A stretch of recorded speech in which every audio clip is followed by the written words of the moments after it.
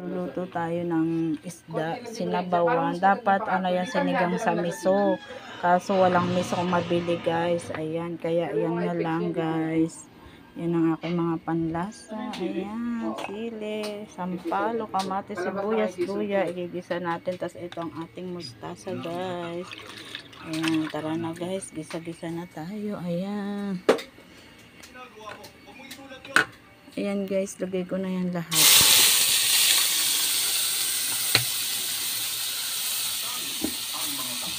Isa natin ang ating mga panlahok guys. Ayan, wala tayong misong nabili, saka ayaw din ang biyanan ko ng miso guys. Ayan.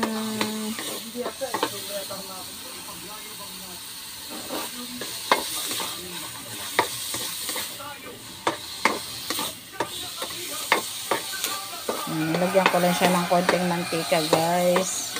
Kasi yung mantika, ayoko ng maraming mantika guys. Islagay na natin ang tubig. Dapat miso ang sunod dyan eh. Wala tayong miso.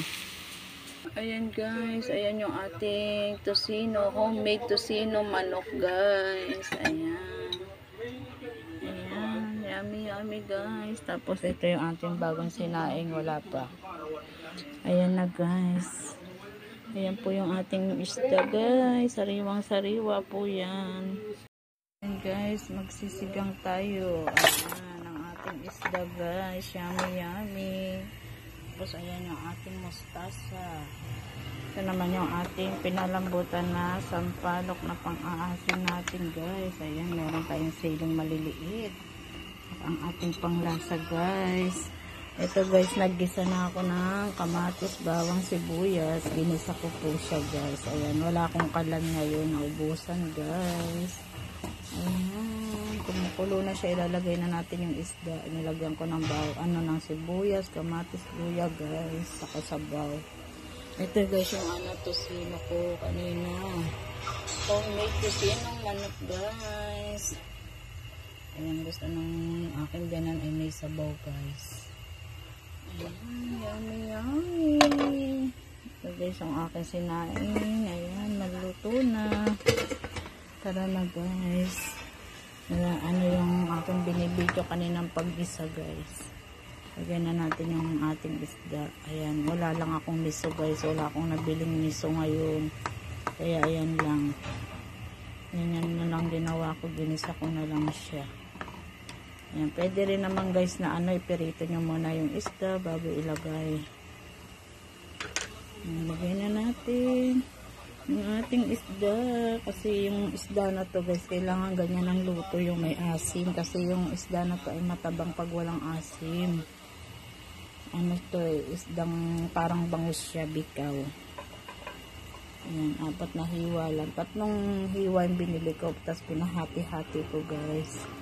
Ayan, diba guys, konting sabaw lang ang ating ilagay. Ayan, para malasa guys. Ayan guys, lagay na natin yung isda. Konting sabaw lang guys ang ilagay nyo para malasa po siya. Ayan guys, isang cup lang ang nilagay ko ng noodles.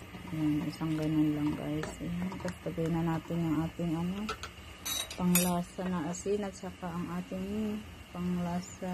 Ayan guys, yummy yummy guys. Lagay na natin yung ating gulay, tapos saka natin ilagay ating pang-asin guys. Ayan, ubusan tayo ng malaking tangke. Ayan guys, thank you for watching. Ayan, luto na po yung ating sinabawang na isda, sinigang. Dapat sinigang na miso yan, ngayon naging sinigang na lang guys. Thank you. Sana magustuhan nyo ang aking simpleng niluluto. Pa-like and share naman. Thank you for watching. Bye-bye. Thank you. God bless you everyone. Ayan. Thank you for watching guys. Ayan. Happy lunch. Ayan. Maghapong ulam na yan guys para sa dalawang pamilya guys. Hati-hati na lang. Bye-bye.